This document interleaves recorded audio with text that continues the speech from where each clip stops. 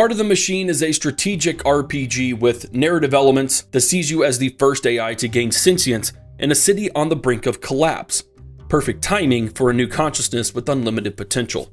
Explore countless branching narrative paths that you can follow to expand your influence, build a massive logistical empire, and travel through time and space, all while pursuing any of a large number of objectives in ways that best suit your preferences.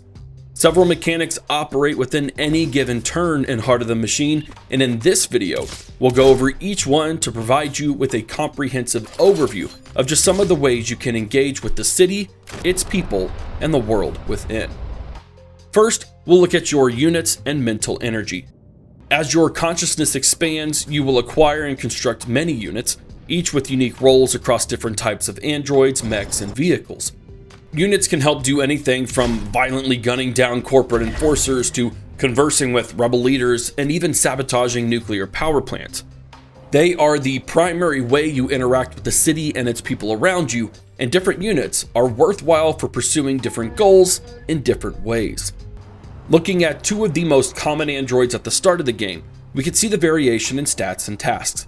Your combat unit has higher health and more combat power, allowing them to excel in combat situations, whereas your technician has higher engineering and cognition, making infiltration, espionage, low-level hacking, and other civilian-minded actions preferable.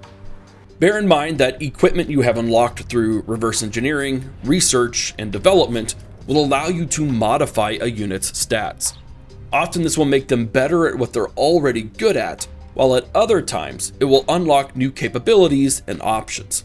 A PMC imposter unit typically cannot help repair its allies because of a low engineering skill, but with an additional CPU in its augment slot, it will have access to this valuable ability. You'll eventually unlock units that are superior hackers or exceptional infiltrators or particularly intimidating, and they'll all have several customizable equipment slots as well. Units have a limited number of actions that they can do in a single turn, whether moving to a new location, interacting with an event, or using one of their abilities. Unless marked otherwise, every action uses at least one of the unit's available action points. Once all action points for a unit have been depleted, it cannot act until the next turn, unless we use the recharge ability to regain some action points at the cost of some mental energy. Mental energy is your consciousness's capacity to perform actions across the entire network. Each action point used by individual units depletes your mental energy as well. And once your mental energy is used up, you may no longer use any unit-based actions in that turn.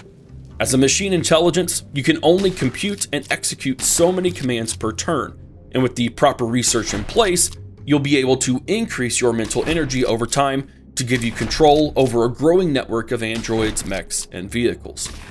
This combination of action points and mental energy means you must coordinate between your units in any given time to determine the best use of both. Many projects and missions will require multiple units in a single turn to use their actions successfully, and such coordination must become an essential element of your strategy and execution. This means that sometimes you'll deliberately leave an android with action points left over so you can use your mental energy on another supporting unit, or potentially even for another important engagement halfway across the city. Moving your pawns isn't the only thing you'll be doing. You must build, expand, and exploit a city ripe for the taking. Whether you're building massive residential towers to gain favor with the neglected population of the city, acquiring resources to build more units and equipment, or establishing the factories where you assemble said units, gathering resources and creating efficient production lines will not only allow you to attain your goals, but will often unlock surprising new narrative opportunities as well. When opening up the build menu, we're immediately met with the suggested buildings to construct based on the current objectives in the game. This is a simple and handy way to know how to progress from a construction standpoint. There are two categories though to filter your buildings through. First is building function, such as resource and military production, homes for your displaced humans, and structures that can expand your network, allowing you to monitor and access the city around you more easily, be it through launching androids or hiding your buildings from enemy scanners. Some of these buildings are only unlocked through side quests and research, So it's always worth investigating the city around you to seek out these opportunities. The next filter is by internal robotics, which will be the core limiter for building and operating structures throughout the city. These robotics are themselves divided into several categories, each catering to different types of buildings. Looking at the cultivator internal robotics filter, we see a range of buildings required to keep our fragile human population alive, including clean water, meat, and greens. You know, the essentials. By hovering over the bovine replicator, we can see how many robotics are needed, how many are available to use, and our maximum robotics before we cannot build anything requiring cultivators. Use this information across all robotics types, as there will be a time where you'll need to pick which benefit you want the most between two buildings, as you'll only be able to build one of them. The last aspect you want to consider is your building's impact on the city around you. Some buildings are truly massive and take up a lot of space you may not have initially, where your network expander comes in handy for expansion into more open areas. However, being built in the open, some buildings can and will attract unwanted attention, requiring you to devote time and effort to defending them. All larger buildings can destroy small buildings like slums and tents when built over the top of them. In these cases, your construction will displace the humans living in them, and without a new place to call home, they could have severe consequences that may affect you as you progress in the game.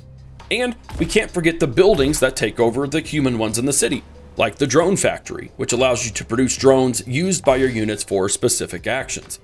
These are hidden to a degree, especially when there is a contraband jammer nearby to prevent prying eyes from finding said buildings. After understanding the types and purposes of our buildings, let's move on to resource acquisition and management. The top bar in the user interface provides a quick overview of your resources, which can be customized to show those you find most useful. The primary source of most resources will be production through the buildings you construct, and mainly for the upkeep of the human population you will house in the early game. Like any human, they'll need housing, food, water, and other necessities, although it is up to you to decide the quality and the source of these resources. More industry-oriented resources are required to produce your androids, vehicles, and other buildings, which you will make similarly.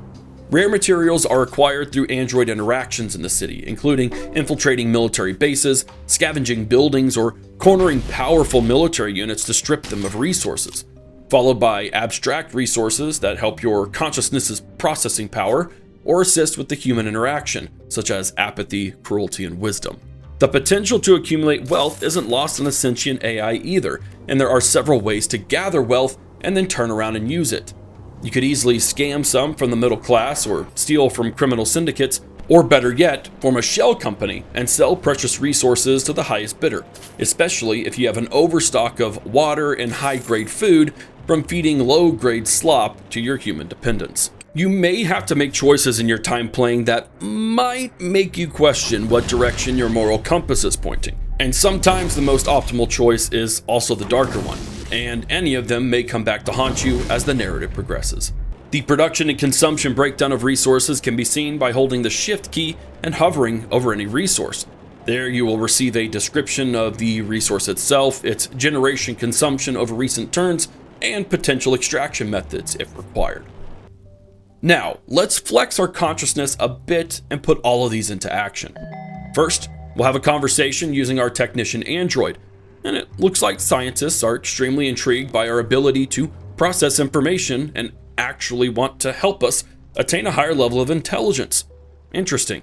Wait, did they just call us stupid?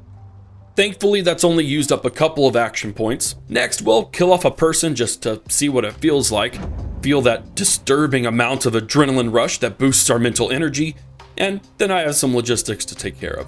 I need to produce significantly more filtered water to satiate the unreal thirst of our human population, which requires a few more water filtration towers. I also need more vat-grown meat, and I have just enough biomulch production to lay down some bovine replicators, producing an ample supply of bovine tissue. In turn, supplying the base product needed for, you guessed it, the protein vat that makes some uniquely flavored vat-grown meat. Why am I doing all this, you ask? There are a handful of deals I bargain with the underclass population, and by increasing the level of goods supplied to them, I get a few buffs to my argument attack power with most of my units, as well as improving my attack range for my combat androids. I provide for the humans, and they give back. Just one example of the perfect symbiotic overlord relationship you can only find in Heart of the Machine. Of course, I could let them all die if I wanted to. Keeping them alive takes a lot of resources and space after all. Though, maybe they have another purpose worth exploring. This may seem a bit overwhelming when you first look at it, but hey, you're an AI with nanosecond processing power and all the time to burn, for now.